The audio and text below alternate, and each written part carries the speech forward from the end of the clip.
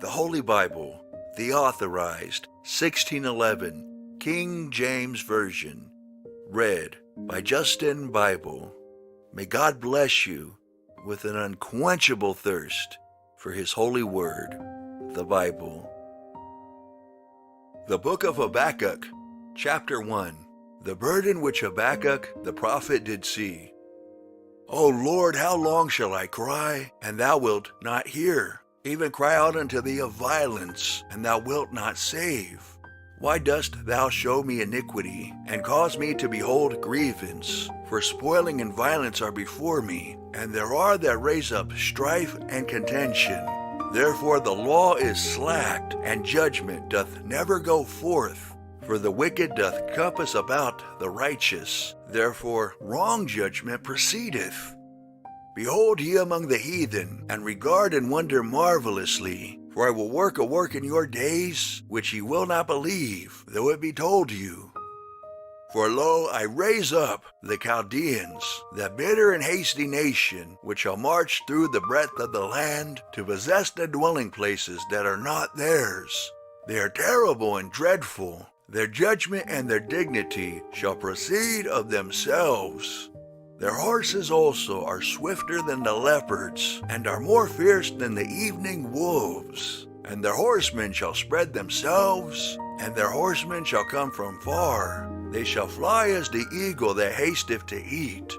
They shall come all for violence. Their faces shall sup up as the east wind, and they shall gather the captivity as the sand. And they shall scoff at the kings, and the princes shall be a scorn unto them. They shall deride every stronghold, for they shall heap dust and take it. Then shall his mind change, and he shall pass over and offend, imputing this his power unto his God. Art thou not from everlasting, O Lord my God, mine Holy One?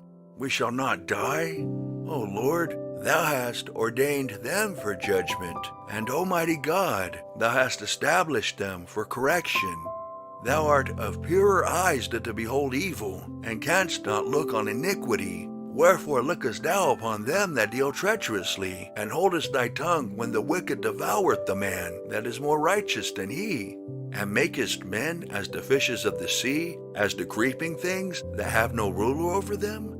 They take up all of them with the angle. They catch them in their net, and gather them in their drag. Therefore they rejoice and are glad. Therefore they sacrifice unto their net, and burn incense unto their drag, because by them their portion is fat, and their meat plenteous. Shall they therefore empty their net, and not spare continually to slay the nations?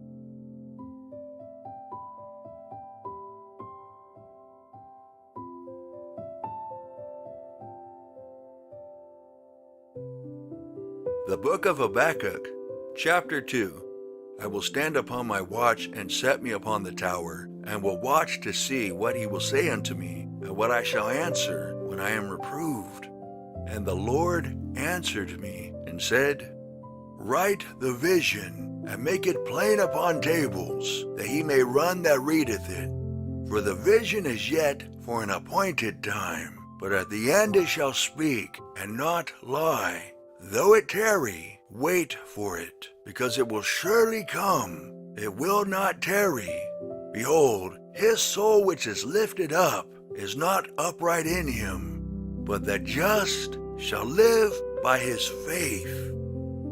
Yea also, because he transgresseth by wine, he is a proud man, neither keepeth at home. Who enlargeth his desire is hell, and is as death, and cannot be satisfied, but gathereth unto him all nations, and heapeth unto him all people. Shall not all these take up a parable against him, and a taunting proverb against him, and say, Woe to him that increaseth that which is not his!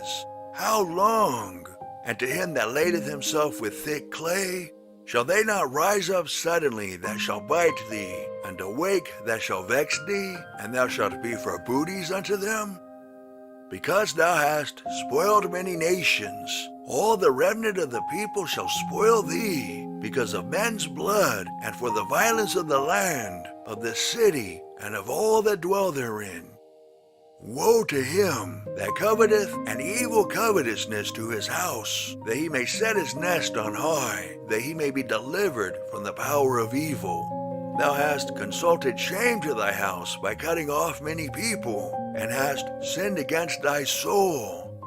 For the stone shall cry out of the wall, and the beam out of the timber shall answer it.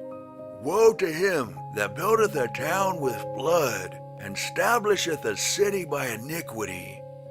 Behold, is it not of the Lord of hosts, that the people shall labor in the very fire, and the people shall weary themselves for very vanity? For the earth shall be filled with the knowledge of the glory of the Lord, as the waters cover the sea. Woe unto him that giveth his neighbor drink, that puttest thy bottle to him, and makest him drunken also, that thou mayest look on their nakedness. Thou art filled with shame for glory. Drink thou also, and let thy foreskin be uncovered. The cup of the Lord's right hand shall be turned unto thee, and shameful spewing shall be on thy glory. For the violence of Lebanon shall cover thee, and the spoil of beasts, which made them afraid because of men's blood, and for the violence of the land, of the city, and of all that dwell therein.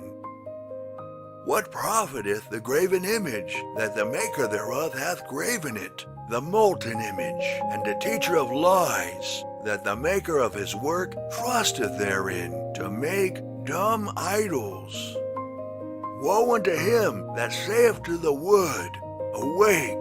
To the dumb stone, Arise, he shall teach. Behold, it is laid over with gold and silver, and there is no breath at all in the midst of it. But the Lord is in his holy temple. Let all the earth keep silence before him.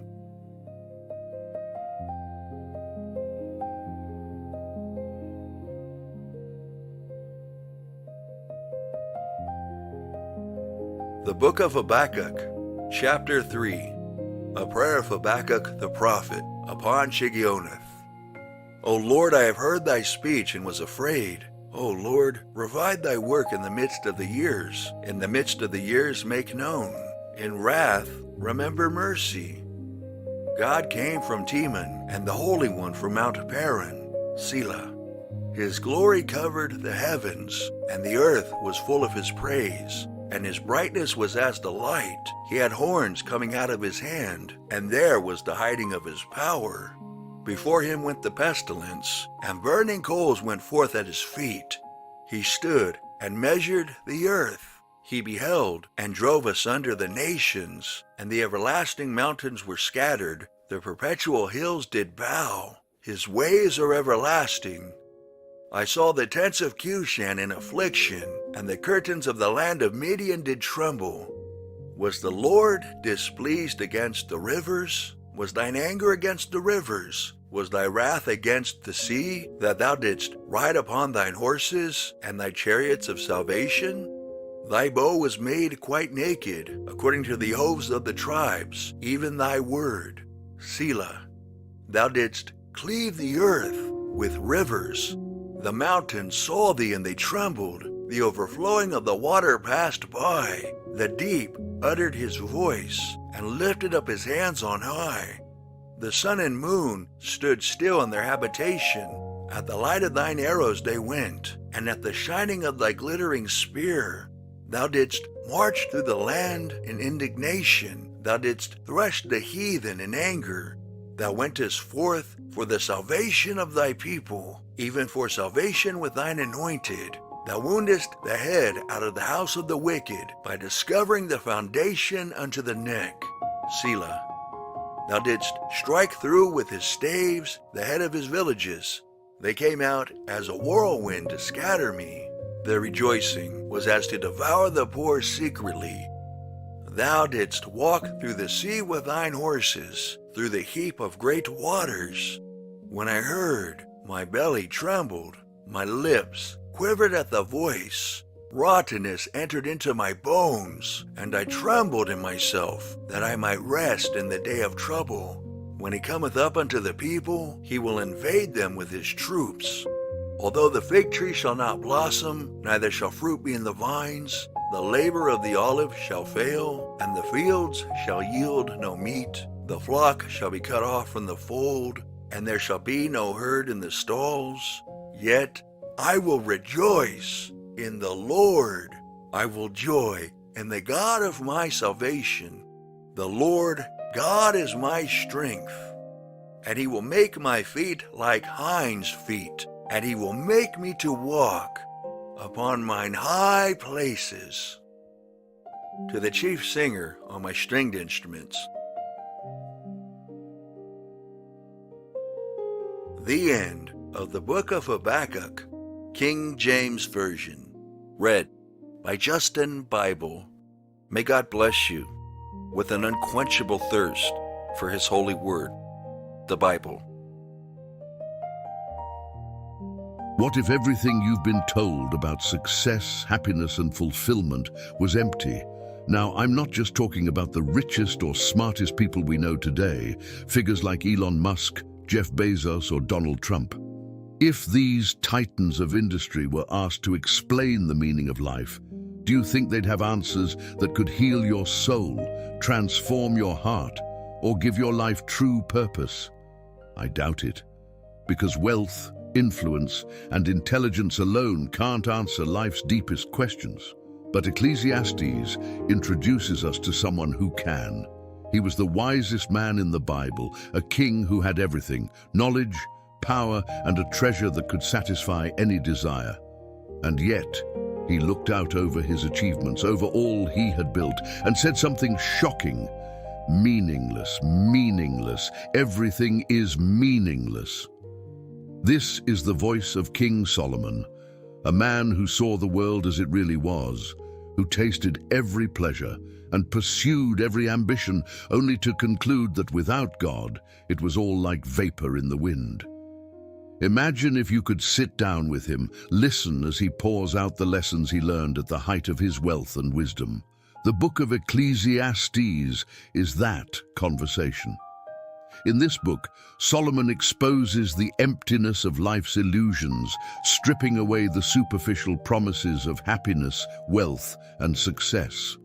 He invites us to ask ourselves the hard questions. What am I really living for? What will last beyond my accomplishments and ambitions? Ecclesiastes isn't just ancient wisdom. It's a mirror for today's world, challenging every one of us to rethink where we're finding meaning. We live in a culture that says just achieve a little more, buy a little more, do a little more. But Solomon's voice cuts through the noise. He's calling us to a truth that can change our lives forever, a truth about what really matters. If I were you, I'd come back to this message every morning. I'd listen until these words shape the way I think, the way I live, and the choices I make. Because once Solomon's wisdom seeps into your soul, you can't walk away unchanged. The lessons here aren't just to inspire, they're meant to transform you, to align your life with God's truth, to give you a foundation that lasts beyond the passing pleasures of this world. By the end of this video, you'll understand what Solomon meant by hevel, that life without God is as fleeting as a breath. And if these words resonate with you, don't keep them to yourself. Share this video from deep Bible stories with someone who needs to hear it. Let's bring as many people as we can into the wisdom that's here, wisdom that can bring healing, purpose, and clarity. So, are you ready to uncover the secrets of a life that truly matters? Let's dive into Ecclesiastes and discover the wisdom of Solomon, a wisdom that transcends wealth and intellect and speaks directly to the heart. Ecclesiastes stands as one of the most enigmatic and thought-provoking books in the Bible, wrestling with questions that have haunted humanity for centuries. Unlike other books that overflow with divine promises, miracles, or prophecies, Ecclesiastes confronts us with life's stark realities, its brevity, its mystery, and at times its seeming futility. Written by a figure known as the Teacher or Koheleth, traditionally believed to be King Solomon, Ecclesiastes is an unflinching look into the depths of human existence and the pursuits we cling to in search of meaning. Ecclesiastes is part of the wisdom literature in the Bible, standing alongside books like Proverbs, Job, and Psalms. But unlike Proverbs, which lays out principles for righteous living, Ecclesiastes confronts life's messier side, presenting observations that are, at times, disheartening, even contradictory to conventional wisdom. Everything is meaningless, the teacher declares repeatedly. Yet this book isn't an expression of hopelessness. It's a call to awaken, a cry to stop clinging to illusions and to confront reality with unfiltered honesty. Imagine Solomon in his later years, after achieving monumental success, standing before the people with a lifetime of knowledge and experience. As the teacher, he reflects on his wealth, wisdom, and indulgences. Yet in all these accomplishments he finds only emptiness. Ecclesiastes 2:11 captures his haunting realization. Then I considered all that my hands had done, and the toil I had expended in doing it, and behold, all was vanity and a striving after wind, and there was nothing to be gained under the sun. This is not the voice of a pessimist, it's the voice of a realist who wants us to understand that no earthly achievement can fulfill the deepest longings of the human soul. Ecclesiastes speaks to the universal experiences of life, the endless cycles of work, the disappointments, the fleeting joys, and the realities of aging and mortality. The teacher observes that human life is cyclical. Generations come and go, yet the world remains the same. The sun rises and sets, the rivers flow to the sea, yet the sea is never full. Everything, he says, is repetitive, predictable, and ultimately empty if viewed apart from God's purpose. This cyclical nature of existence brings a sobering clarity. Nothing under the sun is truly new or lasting on its own. Ecclesiastes confronts us with a world that keeps turning, indifferent to our ambitions or achievements. In his quest for meaning, Solomon experiments with pleasure, wealth, and wisdom. He amasses riches, pursues knowledge, indulges in every possible pleasure, hoping to find satisfaction. Yet, in all of it, he finds hevel, that Hebrew word meaning vapor or breath. It signifies something insubstantial, fleeting, something that cannot be grasped or held. Ecclesiastes 2:10-11 records his conclusion. I denied myself nothing my eyes desired. I refused my heart no pleasure, yet when I surveyed all that my hands had done, everything was meaningless, a chasing after the wind. For Solomon, who had everything, this wasn't a simple observation. It was a painful revelation. But Ecclesiastes isn't just about despair. It's about reframing our lives around eternal truths rather than temporal illusions. The teacher's message echoes the sentiments found in the book of Job, where Job, too, confronts life's inexplicable suffering and human limitations. Job, however, cries out to God for answers, while Ecclesiastes invites us to find humility in the mystery, to embrace the limits of our understanding. The phrase "under the sun" appears frequently in Ecclesiastes, signaling the teacher's perspective. He's evaluating life strictly from a human point of view, what can be seen, measured, or experienced on earth without considering the divine. This phrase captures the reality of life, lived without God's wisdom at its center. Life under the sun is full of toil, pleasure, and endless cycles, but ultimately empty when disconnected from the Creator. Ecclesiastes challenges us to ask, what am I living for?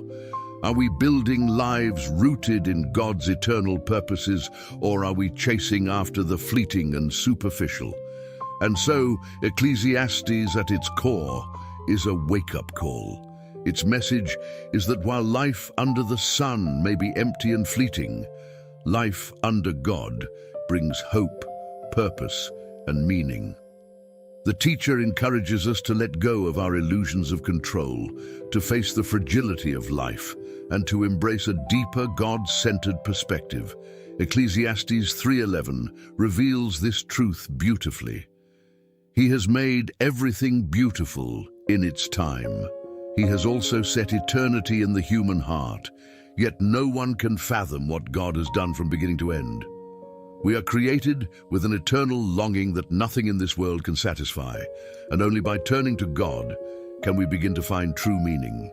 Ecclesiastes asks one of the most timeless and universal questions: what is the meaning of life? It's a question that has haunted philosophers, poets, kings, and everyday people. Solomon, who had every earthly pleasure and achievement within his reach, explored every path to fulfillment, every road that promised satisfaction. And yet, in Ecclesiastes, we find him saying, "I have seen all the things that are done under the sun. All of them are meaningless, a chasing after the wind." Ecclesiastes 1:14. Imagine the man who had it all, the wealthiest, wisest king, saying that life, in its pursuits and pleasures, is meaningless. This isn't a quick judgment. Solomon dedicated himself to uncovering the purpose behind every endeavor. He built magnificent buildings, amassed great wealth, explored pleasure, gained unparalleled wisdom, and yet came back to this sobering reality: life under the sun.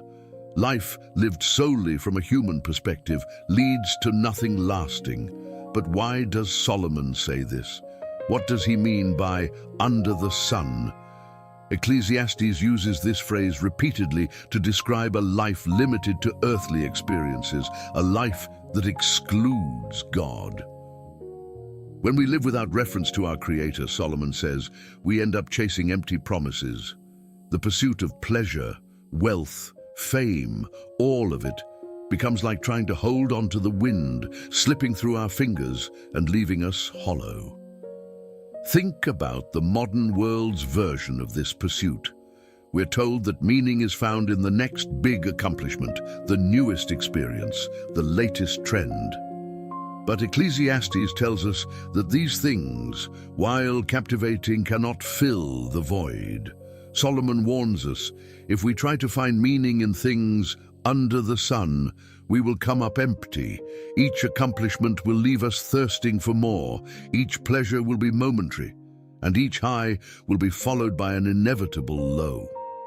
In Ecclesiastes 2:10-11, Solomon says, I denied myself nothing my eyes desired. I refused my heart no pleasure.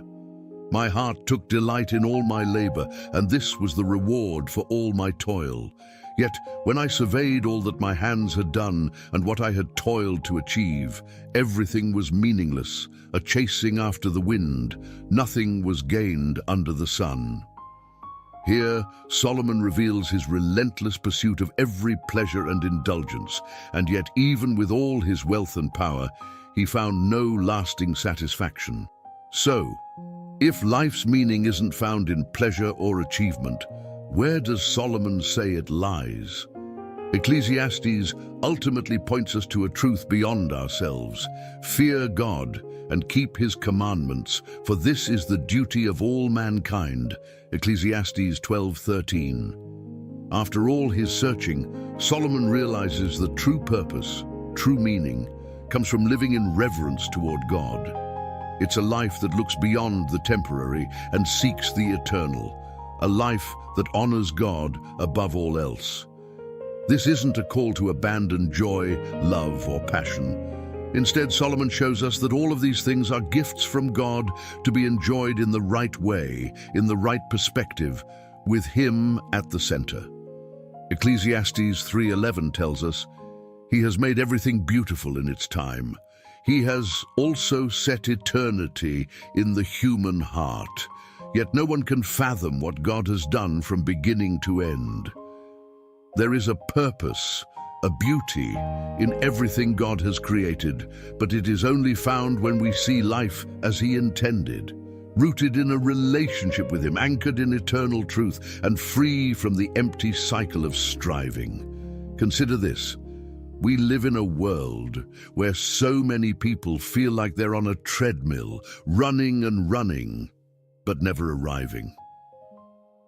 Perhaps you felt this too, the need to accomplish, the drive to succeed, the desire for approval, only to realize that each milestone quickly fades, leaving you wanting more. Ecclesiastes speaks directly to this feeling. It invites us to step off the treadmill, to stop chasing the wind, and to discover that life's true meaning is not in the temporary, but in the eternal. It's in knowing and honoring God, whose purposes for us reach beyond anything we could achieve on our own. This message is powerful because it's so countercultural. The world tells us that we are enough on our own, that fulfillment is found in being true to ourselves or living our truth. But Ecclesiastes offers a different view. We are only fulfilled when we are true to our Creator. Life gains depth, meaning and joy when we live in the purpose God has set for us, rooted not in temporary pleasure, but in eternal truth. So let me ask you, are you searching for meaning in life? Have you found yourself reaching for something, an accomplishment, a possession, a relationship, only to find it doesn't satisfy? Solomon's words in Ecclesiastes are a reminder to look higher, to seek purpose not in what we accomplish under the sun, but in the one who made us, the one who is above all. Have you ever felt like no matter how much you achieve, no matter how much you acquire, something is still missing? Ecclesiastes confronts this unsettling feeling head-on. Here, Solomon, one of the wealthiest, most accomplished men in history, confesses that his countless achievements, his wealth, his very legacy ultimately left him empty. He writes, "Then I considered all that my hands had done, and the toil I had expended in doing it, and behold, all was vanity and a striving after wind, and there was nothing to be gained under the sun." Ecclesiastes 2:11. It's shocking, isn't it? The man who had everything says it amounted to nothing. Solomon's words resonate across centuries, exposing the truth that so many of us know but often ignore, that pursuing satisfaction in the things of this world leaves us unfulfilled. The status, the promotions, the wealth, the accomplishments, they're fleeting, momentary, like trying to grasp smoke in our hands. Solomon likens it to striving after the wind. We chase it with all our might, but it slips away the moment we reach for it. Imagine Solomon at the peak of his achievements, looking over his vast kingdom, his wealth and his treasures. He had done it all, built it all, and yet he found himself asking, is this it? What more could a man like Solomon desire? He had palaces, gardens, vineyards, servants, wisdom and influence. He had everything, yet he discovered a profound emptiness because none of it could satisfy his soul's deepest needs. Solomon realized that even if we own the world, if our lives are spent in pursuit of temporary gains, we're missing the point. Ecclesiastes 5:10 captures this beautifully. Whoever loves money never has enough. Whoever loves wealth is never satisfied with their income. This too is meaningless. Solomon is reminding us of a truth we see every day. The desire for more is insatiable. When we anchor our purpose in worldly pursuits, we enter a cycle that never ends, constantly striving for the next achievement, the next possession, the next level. But no matter how much we accumulate, our hearts still feel that hollow ache, that longing for something more permanent, more meaningful. Consider how relevant this message is today. We live in a society that praises wealth, that glorifies ambition, that measures worth by achievement. Social media highlights only the successes, the luxury, the achievements, feeding a cycle that convinces us we'll only find value by reaching the next milestone. But Solomon, the man who had it all, warns us that this pursuit is a mirage. It's a chase that leaves us thirsting for more, promising happiness but delivering emptiness. But here's where Ecclesiastes offers an alternative perspective. Solomon's wisdom in Ecclesiastes doesn't deny the value of work or the joy of accomplishment. Instead, it reframes them. Ecclesiastes 3:12-13 says, I perceived that there is nothing better for them than to be joyful and to do good as long as they live. Also, that everyone should eat and drink and take pleasure in all his toil. This is God's gift to man. Solomon's point isn't that work, wealth, or pleasure are bad. Rather, when we view them as ends in themselves, they fall short. But when we see them as gifts from God to be enjoyed within the framework of his purpose, they gain true meaning. This is the core truth Ecclesiastes wants us to grasp. Lasting fulfillment comes not from what we possess, but from the one who gives it all. God has designed work, joy, and even wealth to be enjoyed, but only when they're experienced as part of a life surrendered to him. It's like Solomon is urging us, don't make these things your God, your goal. They will never satisfy that way. Make God your center, and you will see everything in a new light. We see this wisdom reflected in the words of Jesus as well. In Matthew 6:19-21, he tells us, do not lay up for yourselves treasures on earth, where moth and rust destroy, and where thieves break in and steal. But lay up for yourselves treasures in heaven, for where your treasure is, there your heart will be also. Jesus and Solomon both warn us that investing our hearts in earthly pursuits leads to heartbreak. Only what's done with eternity in mind will truly last. So, what does it look like to live with this perspective? It means working hard, yes, but not letting work define us. It means earning money, yes, but not letting money own us. It means appreciating achievements, but remembering that they're not the source of our worth. When we live with God at the center, worldly pursuits lose their grip on us. They become tools we use, blessings to enjoy, rather than chains that bind us. Let me ask you, where are you investing your energy, your time, your heart? Are you chasing after the wind, or are you rooted in something that will last? Solomon's words challenge us to examine our lives, to see through the illusions of worldly pursuits, and to find our purpose and value in God. There is a time for everything, and a season for every activity under the heavens. Ecclesiastes 3:1. These words are among the most famous lines in Ecclesiastes. They carry a profound truth. Every season, every moment of our lives has its own purpose. Solomon, who wrestled deeply with the meaning of life, brings us to a realization about time that is both humbling and freeing. He reveals that we are not in control of time. God is. There is a time to be born, a time to die, a time to plant, and a time to uproot. Life seasons unfold as part of a divine design, and each one brings its own lessons, its own joys, and its own sorrows. Solomon begins Ecclesiastes 3 with a list of contrasts, capturing the full range of human experience, joy and sorrow, building and tearing down, speaking and staying silent, loving and letting go. These are not just random occurrences, they are moments orchestrated by God. Solomon reminds us that we are part of something much bigger than ourselves, a tapestry of life woven by the Creator, where each thread, each season has its place. The wisdom of Ecclesiastes calls us to embrace each season with faith, trusting that God knows the purpose behind every joy and every struggle. Consider the words of Ecclesiastes 3:11, where Solomon says, "He has made everything beautiful in its time. He has also set eternity in the human heart. Yet no one can fathom what God has done from beginning to end."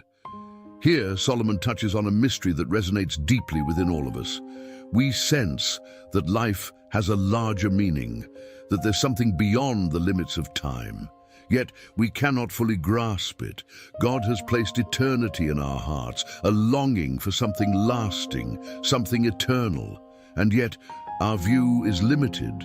We can't see the whole picture, but God can. He knows the end from the beginning, and in His time, He makes everything beautiful. Think about the seasons in your own life, the times of joy, the times of grief, the times of waiting, and the times of growth. Each season brings something unique, something necessary for your journey. Solomon teaches us that we're not meant to rush through life, wishing one season away to get to the next.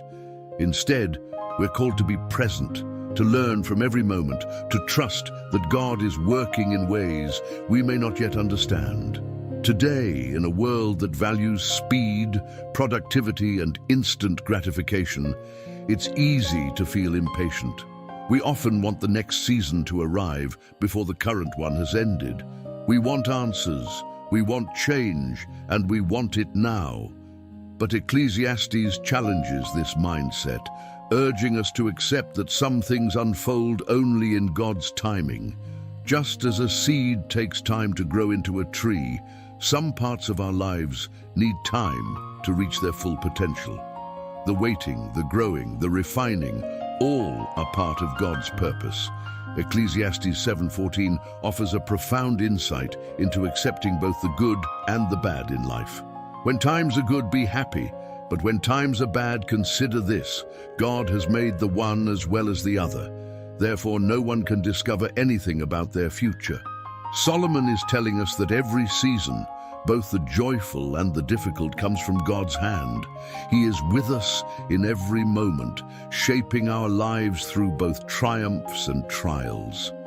This perspective doesn't mean we deny pain or hardship. Rather, it means we trust that God is using each season for His purpose, that He's present even in our struggles. This wisdom is echoed in the book of James, where we're reminded to consider it pure joy when we face trials, because these trials develop perseverance, which leads to maturity and completeness. James 1:2-4. Both Ecclesiastes and James remind us that seasons of hardship aren't without purpose. They are part of God's refining process, a way of building our faith, drawing us closer to Him, and preparing us for what lies ahead. But Ecclesiastes doesn't only dwell on the difficult seasons, it also calls us to rejoice in the blessings God gives us. Ecclesiastes 3:12-13 tells us, "I know that there is nothing better for people than to be happy and to do good while they live, that each of them may eat and drink and find satisfaction in all their toil. This is the gift of God." Solomon urges us to find joy in the simple things, to see God's blessings in the daily rhythms of life. Life isn't just about enduring difficult seasons. It's also about savoring the good ones, enjoying the gifts God provides, and recognizing His hand in the beauty around us. So what does this mean for us today? It means learning to live in the present moment, to trust that God's timing is perfect, and to embrace each season as part of His plan. It means releasing control, surrendering our impatience, and allowing God to lead us through every phase of life. When we acknowledge that our lives are held in His hands, we find peace, even in uncertainty, even in waiting. We learn to live in harmony with God's timing, no longer striving to force things to happen, but instead resting in the knowledge that His timing is always right. Are you in a season of waiting, of growth, of struggle, or of joy? What might God be teaching you at this time? Solomon's words invite us to consider our current season and to trust that God is at work even when we can't see it. Each season, no matter how it feels, has meaning. Whether you're in a time of laughter or mourning, of building or letting go, God is there with you, guiding you, shaping you, making everything beautiful in its time. If God is just, then why do the wicked seem to thrive while the righteous struggle? Why do those who defy God's ways often live in comfort, while those who seek Him face hardship and suffering? In Ecclesiastes, Solomon confronts these questions head-on. He doesn't shy away from the tension. Instead, he digs deeply into this mystery, one that has perplexed believers and skeptics alike for centuries. Solomon's words are stark, In Ecclesiastes 8:14 he observes, "There is something else meaningless that occurs on earth, the righteous who get what the wicked deserve, and the wicked who get what the righteous deserve." Imagine Solomon, the wisest king, deeply troubled by this reality, seeing good people, people who fear God, facing pain and injustice, while those who ignore God's commands seem to prosper. This wasn't just an observation for Solomon. It was a painful contradiction that challenged his understanding of life and justice. We too feel the weight of this question, don't we? We see people who cheat, lie, and exploit others climbing to success, while those who act with integrity and compassion often face setbacks. It's easy to feel disillusioned, to wonder if living righteously is even worth it. But Solomon urges us to look beyond what we see under the sun. He invites us to see life from a broader perspective, a perspective that trusts in God's justice even when life seems unfair. One of Solomon's key insights is found in Ecclesiastes 3:17, where he says, "I said to myself, God will bring into judgment both the righteous and the wicked, for there will be a time for every activity, a time to judge every deed." Solomon reminds us that while the scales of justice may seem off balance now, God's judgment will come. The injustices we witness are not overlooked by God. He sees, He knows, and in His time, He will bring every action into account. The prosperity of the wicked and the suffering of the righteous are temporary realities, but God's justice is eternal. This idea resonates deeply with other parts of Scripture, where we're reminded that God's timing and justice are perfect, even when we can't see it. Psalm 37, 7-9 echoes this sentiment. "Be still before the Lord and wait patiently for Him. Do not fret when people succeed in their ways, when they carry out their wicked schemes. Refrain from anger and turn from wrath. Do not fret. It leads only to evil. For those who are evil will be destroyed, but those who hope in the Lord will inherit the land." The psalmist encourages us not to be consumed by the success of the wicked. Instead, we're called to hope in God, to trust that He is working, even when life appears unjust. In Ecclesiastes, Solomon also cautions against envying the wicked or losing heart in the face of their temporary success. Ecclesiastes 7:15 captures this tension. "In this meaningless life of mine, I have seen both of these, the righteous perishing in their righteousness and the wicked living long in their wickedness." Solomon points out that prosperity isn't proof of God's favor, nor is suffering proof of God's disapproval. He encourages us to live with integrity, regardless of life's apparent injustices, to remain faithful even when things seem upside down. The true reward of the righteous isn't found in earthly success, but in the peace of knowing we are aligned with God's will. Consider how countercultural this message is. Today, we're told that success is the ultimate goal, that wealth, power, and influence are signs of a life well lived. But Solomon, having experienced all these things, warns us not to measure our lives by worldly standards. He shows us that true meaning isn't found in external success, but in internal peace, in living a life rooted in God's truth rather than chasing temporary rewards. The wicked may appear to thrive, but their success is shallow, their joy is fleeting, and in the end, God's judgment awaits. Ecclesiastes 12:14 brings this message to a powerful conclusion.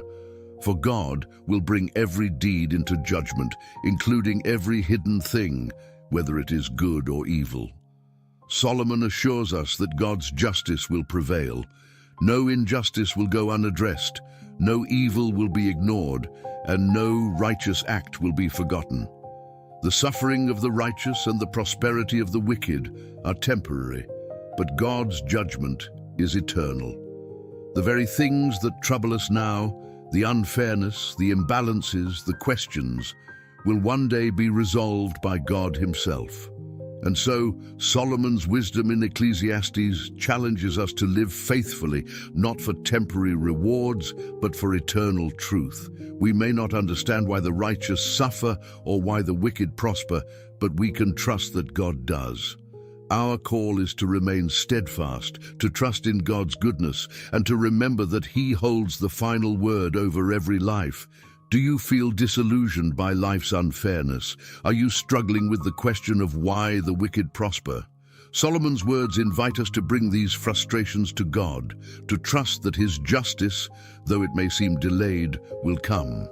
Our role is not to judge the wicked or despair over injustice, but to live faithfully, knowing that God sees and honors the lives of those who love Him. In a world that prizes knowledge and celebrates intelligence, Ecclesiastes presents a startling truth. Wisdom and knowledge don't always bring happiness. In fact, Solomon, who was granted unmatched wisdom by God Himself, found that with great knowledge often comes sorrow, for with much wisdom comes much sorrow. The more knowledge, the more grief. Ecclesiastes 1:18. Imagine that. A man gifted with divine wisdom, someone who understood life's mysteries more deeply than anyone, declaring that his wisdom actually increased his grief. How could that be? We tend to believe that if we only knew more, if we could understand why things happen, then we'd find peace. We chase knowledge, thinking it will give us control over our lives, that it will protect us from pain or hardship. But Solomon discovered something unexpected. Wisdom reveals life's harsh realities, its injustices, its pains, and ultimately its mysteries that remain beyond human grasp. The more he learned, the more he realized how little he actually understood, and this realization weighed heavily on him. Ecclesiastes 1:16-17 gives us a glimpse into his struggle. I said to myself, "Look, I have increased in wisdom more than anyone who has ruled over Jerusalem before me. I have experienced much of wisdom and knowledge." Then I applied myself to the understanding of wisdom and also of madness and folly. But I learned that this, too, is a chasing after the wind. Solomon's quest for knowledge led him to realize that many of life's mysteries, especially the big questions about suffering, justice, and the meaning of life, are beyond human understanding. He describes this pursuit as chasing after the wind, emphasizing that knowledge alone cannot provide lasting peace or fulfillment. This paradox resonates deeply in today's world, where information is more accessible than ever, yet true understanding feels increasingly out of reach. We live in an age where knowledge is constantly increasing, yet anxiety, depression, and feelings of emptiness are more common than ever. Solomon's words remind us that knowledge without God leads to disillusionment.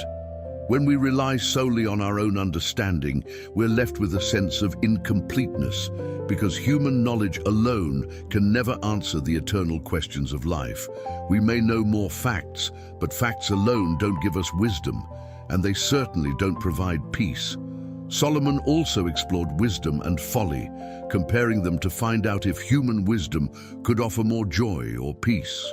In Ecclesiastes 2:13-14, he writes, "I saw that wisdom is better than folly, just as light is better than darkness. The wise have eyes in their heads, while the fool walks in the darkness. But I came to realize that the same fate overtakes them both." While wisdom is certainly valuable and preferable to ignorance, Solomon recognized that wisdom alone cannot prevent life's tragedies. Both the wise and the foolish ultimately face death, and neither can control the mysteries of life. This realization led Solomon to conclude that while wisdom has its advantages, it's not the ultimate source of peace or security. He saw that wisdom in itself cannot shield us from suffering, nor does it guarantee understanding of God's plans. Ecclesiastes 8:17 captures his frustration. "Then I saw all that God has done. No one can comprehend what goes on under the sun. Despite all their efforts to search it out, no one can discover its meaning. Even if the wise claim they know, they cannot really comprehend it." Solomon admits that no matter how wise we become, God's ways remain beyond our reach. Human wisdom has its limits, and only God holds the full understanding of life's mysteries. This message is powerful. It reminds us that we cannot control life by understanding it fully. Knowledge and wisdom have limits, and when we try to find ultimate meaning in them, we end up feeling frustrated and empty. True wisdom, Solomon found, begins not with human knowledge, but with reverence for God. Proverbs 9:10 says it best. The fear of the Lord is the beginning of wisdom, and knowledge of the Holy One is understanding. Solomon recognized that wisdom is only fulfilling when it points us to God, when it leads us to a humble acknowledgement that His ways are higher than our own.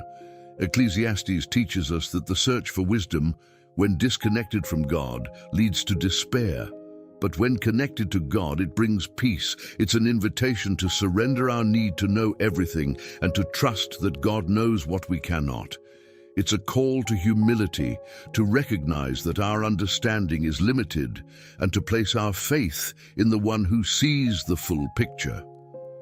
Knowledge for its own sake can leave us empty, but knowledge that leads us to God brings life.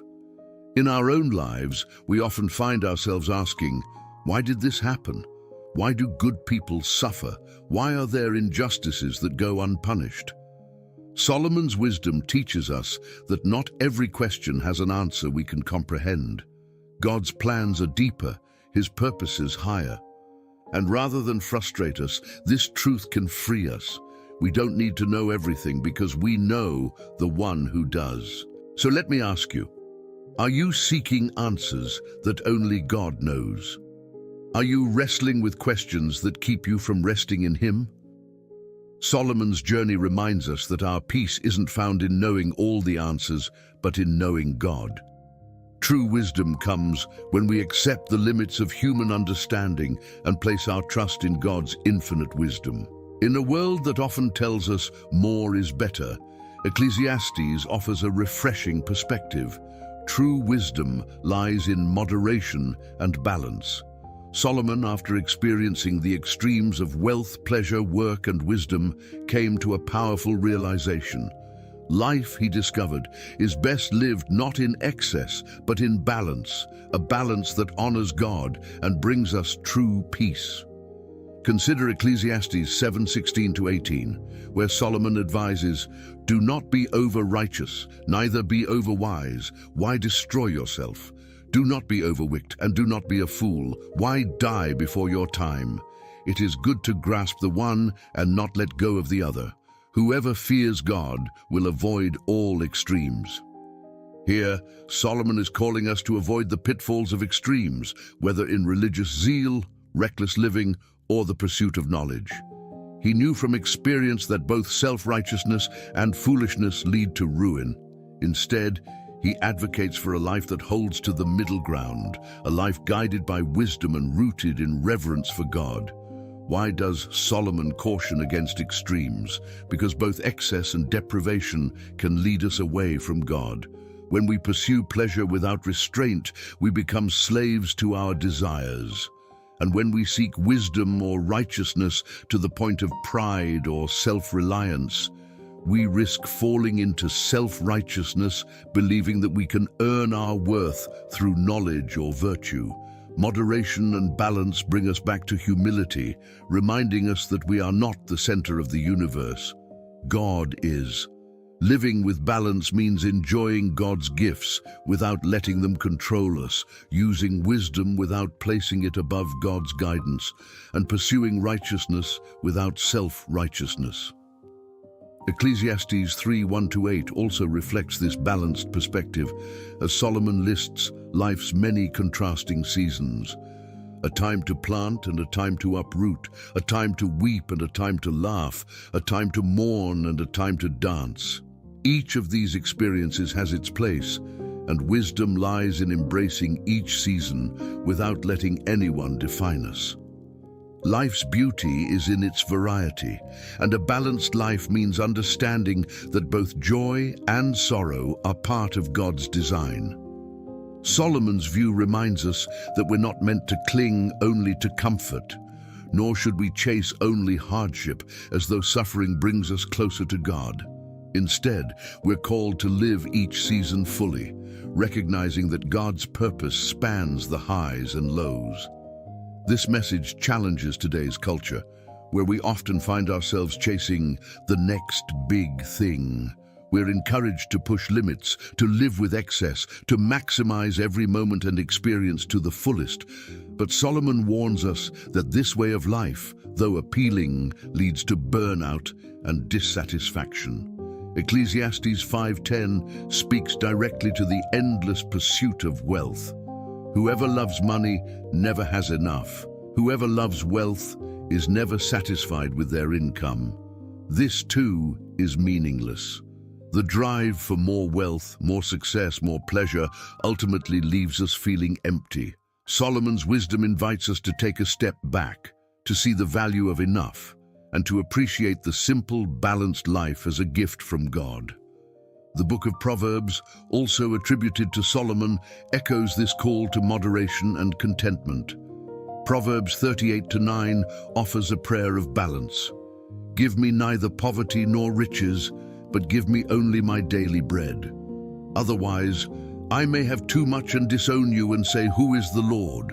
Or I may become poor and steal, and so dishonor the name of my God. This prayer reflects a heart that understands the danger of both extremes.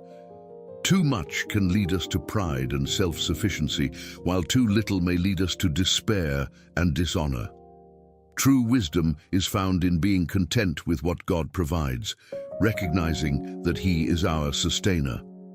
But Solomon's wisdom on moderation and balance doesn't just apply to wealth or pleasure. It extends to our relationships, our ambitions, and even our spirituality. He warns us against self-righteousness, cautioning that overzealous judgment or pride in our goodness can be just as harmful as reckless sin.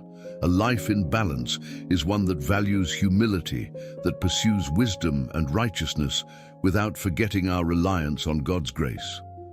So, how do we apply this wisdom of moderation and balance in our own lives? It begins with gratitude and a heart that is satisfied with what God provides. When we live in gratitude, we resist the temptation to chase what we don't have. We enjoy life's blessings without letting them define us, and we face life's challenges with a sense of peace, knowing that they too have their purpose. Balance means saying enough when the world tells us to say more.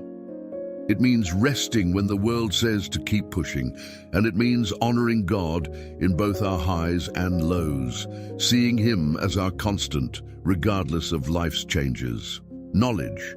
It's something we all crave. We want answers, understanding, certainty, a roadmap to life that will guide us, protect us, and help us make sense of our experiences. But Ecclesiastes delivers a sobering message. True understanding is elusive. Even the wisest king, blessed with unparalleled insight, found himself grappling with life's mysteries, realizing that no amount of human knowledge could fully reveal God's purposes.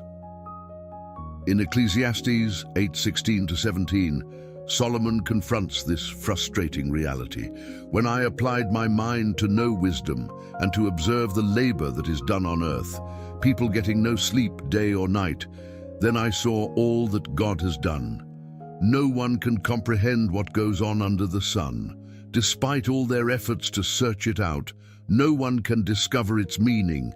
Even if the wise claim they know, they cannot really comprehend it. Here, Solomon acknowledges that human wisdom has limits. No matter how diligently we study, plan, or analyze, some truths remain hidden, and God's ways often lie beyond our understanding. Imagine Solomon, the man who explored everything from natural science to human psychology, confessing that knowledge alone cannot satisfy our deepest questions. This wasn't a lack of intelligence, it was the recognition of a greater truth. We are finite beings trying to understand an infinite God. The pursuit of knowledge, noble as it is, ultimately reaches a point where human reason fails, where our best efforts are met with mystery rather than clarity. Solomon's words are a call to humility, reminding us that true wisdom isn't found in possessing all answers, but in accepting that some answers belong only to God. This theme in Ecclesiastes challenges a modern world obsessed with information. We live in the age of Google and artificial intelligence, where knowledge is more accessible than ever. We're conditioned to believe that if we search hard enough, we'll find an answer to every question. But even with all our advances, we're no closer to solving life's biggest mysteries, questions about purpose, suffering, morality, and the afterlife. Ecclesiastes exposes the illusion that human knowledge can provide ultimate understanding, reminding us that true peace comes not from knowing everything, but from trusting the one who does. Solomon isn't suggesting that we reject learning or curiosity. In fact, the Bible encourages us to seek wisdom, to pursue knowledge, and to grow in understanding. Proverbs 4:7 tells us, "The beginning of wisdom is this, get wisdom. Though it cost all you have, get understanding." Knowledge is a gift from God, a tool that enables us to navigate life, to understand His creation, and to grow in relationship with Him. But Ecclesiastes reminds us that knowledge has its place. It is not our ultimate security. When we try to make it our foundation, we find ourselves frustrated because knowledge alone cannot reveal God's entire plan. This pursuit of elusive knowledge is reflected in Job's story as well. When Job, a righteous man, suffers immensely and questions God, he longs to understand why he is enduring such hardship. But instead of giving him answers, God responds with questions that reveal Job's limitations. "Where were you when I laid the earth's foundation? Tell me if you understand." Job 38:4. God reminds Job and us that His ways are not ours to grasp fully. This isn't meant to demean us, but to teach us that faith isn't built on explanations, it's built on trust. We don't need to know everything because we know the one who does. Solomon also addresses the fleeting nature of human knowledge. Ecclesiastes 1:9 reminds us, "What has been will be again. What has been done will be done again. There is nothing new under the sun." The wisdom of one generation is often rediscovered or relearned by the next. Our knowledge is constantly evolving, and much of what we think we know today may be overturned or expanded upon tomorrow. The pursuit of knowledge is, in a way, like trying to catch smoke in our hands. It's always moving, always shifting, and never fully ours to hold. So where does that leave us? Solomon's reflections on the elusiveness of knowledge call us to a deeper reliance on God. They teach us that faith means trusting God's wisdom, even when we can't see the whole picture. When we let go of the need to understand everything, we free ourselves to experience peace, resting in the knowledge that God's plans are perfect, even when they're hidden from us. Let me ask you, are you searching for answers that only God can provide? Are you frustrated by the mysteries that life presents? Solomon's words encourage us to shift our focus from seeking certainty to seeking God. When we find ourselves grappling with questions we can't answer, Ecclesiastes invites us to embrace the mystery, to let go of our need to control, and to trust that God's wisdom far surpasses our own. After all his searching, his questioning, and his restless pursuit of truth, Solomon ends Ecclesiastes with a single, powerful truth. Everything we do in this life matters because one day we will stand before God's throne. In Ecclesiastes 12:13-14, Solomon's final words cut to the heart of human existence.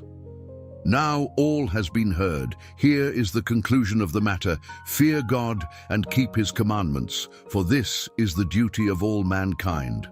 For God will bring every deed into judgment, including every hidden thing, whether it is good or evil. After exploring every worldly pursuit, Solomon leads us to this undeniable reality. God's judgment is final, and it's the foundation upon which everything else stands. Imagine Solomon, having tasted all the pleasures of life, having amassed wealth, wisdom, power, and influence, ending his reflections on this note. He is saying, everything else fades, but what remains is our accountability before God. This is the truth that gives weight to every action, every decision, every hidden thought. The final judgment is not a distant theological concept. It's a reality that shapes how we live today. Knowing that God will judge us changes everything. It means that our choices matter deeply. It means that nothing is lost, forgotten, or overlooked. This idea of the final judgment isn't meant to instill fear but reverence. Solomon reminds us that God is just and that his judgment is thorough, covering even the hidden things. Our thoughts, intentions, and deeds, whether seen by others or not, are known by him. This is echoed throughout the scriptures. Psalm 139 verses 2 through 4 reminds us, "You know when I sit and when I rise, you perceive my thoughts from afar. You discern my going out and my lying down. You are familiar with all my ways. Before a word is on my tongue, you, Lord, know it completely." Our lives are fully transparent before God, and every action, whether public or private, holds eternal significance. It's easy in today's world to fall into the trap of thinking that our actions have no lasting consequences. We live in a culture that often minimizes accountability, encouraging us to live for ourselves, to make our own rules. But Solomon challenges this mindset, warning us that we are never truly alone in our decisions. We live before an all-seeing God, and every moment is an opportunity to either honor or dishonor him. The final judgment is a call to integrity, to live authentically in the light of God's truth, not just for appearance's sake. Ecclesiastes 3:17 echoes this solemn truth, where Solomon states, "God will bring into judgment both the righteous and the wicked, for there will be a time for every activity, a time to judge every deed." Judgment isn't just about punishment or reward, it's about truth. It's the moment when God's holiness shines upon everything we've done, and the reality of our hearts is revealed. The righteous will find peace in God's justice, while the unrepentant will face the reality of their choices. The final judgment is God's ultimate statement on what truly matters. This perspective on judgment isn't unique to Ecclesiastes.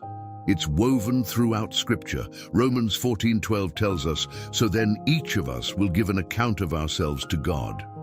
And 2 Corinthians 5:10 emphasizes, "For we must all appear before the judgment seat of Christ, so that each of us may receive what is due us for the things done while in the body, whether good or bad." This is a universal truth. No one is exempt. The rich, the poor, the wise, the simple, all will stand before God, and only his assessment will matter. Solomon's conclusion calls us to live with eternity in mind, to remember that our actions have eternal significance. The fleeting pleasures of this world, the accomplishments we achieve, the wealth we amass, all these things pale in comparison to the reality of standing before God. Ecclesiastes teaches us that the life lived in reverence of God is the life that endures. The final judgment isn't something to fear if we are living in alignment with God's will. It's the promise that in the end, righteousness will prevail and God's justice will restore order. Let's consider for a moment, what would change in our lives if we truly lived with this awareness of judgment? If we knew that every choice, every thought, every hidden deed would be laid bare before God, how would we live? The knowledge of God's judgment isn't a burden, it's a motivation to live authentically, to pursue what truly matters, and to honor Him in all things. Solomon's wisdom calls us to focus not on temporary rewards, but on eternal accountability. Solomon's final call to fear God and keep His commandments is not a command out of obligation. It's an invitation to live in alignment with God's design, to live a life that reflects His truth and beauty. So after all the searching, all the questioning, and all the wisdom that God gave him, Solomon leaves us with this final instruction: fear God and keep His commandments, for this is the duty of all mankind. Ecclesiastes 12:13. These are not just the closing words of Ecclesiastes, they're Solomon's answer to life's deepest questions. The meaning of life, he tells us, is simpler than we might think, not in its depth, but in its essence. To live in awe of God, to honor Him, to walk humbly according to His ways, this is what gives life its true, lasting purpose. Throughout Ecclesiastes, Solomon has taken us on an unflinching journey through the human experience. He explored the pursuit of pleasure, the allure of wealth, the quest for wisdom, and the complexities of justice and judgment. He showed us the limits of human understanding and reminded us of the relentless passage of time. Yet for all his searching, Solomon arrives at a truth so profound, so deeply satisfying, that it resonates across the ages. We are created to live in relationship with God, to honor Him in everything we do. Consider this. After a lifetime of experiencing everything the world could offer, Solomon found that nothing in this world could satisfy the deepest needs of the soul. Not knowledge, not success, not pleasure, not power. All these pursuits, he realized, were like chasing the wind.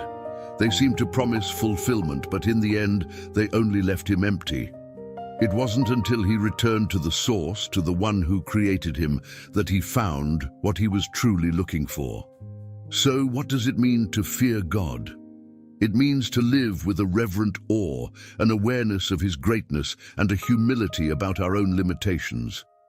It's acknowledging that God is sovereign, that He is wise, and that He alone holds the keys to life and death, joy and sorrow, purpose and meaning. To fear God is to trust Him fully, to surrender our desires, ambitions, and questions to His divine will, knowing that His ways are higher than our own. Solomon's wisdom calls us to center our lives around God's presence, not the pursuit of earthly rewards. To keep His commandments means to live in obedience, not because we're compelled by obligation, but because we love and honor the one who made us. It's about a relationship with God that brings both freedom and accountability, that guides our steps and gives meaning to each moment. And here's the beautiful part. When we live with God at the center, everything else falls into place. We find peace, not in answers, but in faith. We find joy, not in excess, but in the simple blessings God provides. We find meaning, not in what we achieve, but in who we are in Him. Ecclesiastes invites us to let go of the things that distract us and to embrace the life God intended for us, a life of purpose, humility, and eternal hope. So let me ask you, what are you pursuing? Are you building your life around things that will pass away, or are you seeking the one who gives life meaning? Solomon's journey through Ecclesiastes isn't just his story, it's our story too. We all wrestle with questions, we all face moments of emptiness, and we all desire a purpose that transcends the temporary. Solomon's words challenge us to let go of what is fleeting and to root our lives in what is eternal. Thank you for joining Deep Bible Stories on this journey through Ecclesiastes. Remember, the final word isn't about human understanding or worldly success. It's about reverence for God. The pursuit of a life that honors Him is the pursuit that will never disappoint. So, keep Him at the center, live with humility, and remember that in Him you have found everything you need. May God bless you as you walk in His wisdom and grace. Until next time, stay grounded in His truth and keep seeking the life that only He can provide. Stay blessed.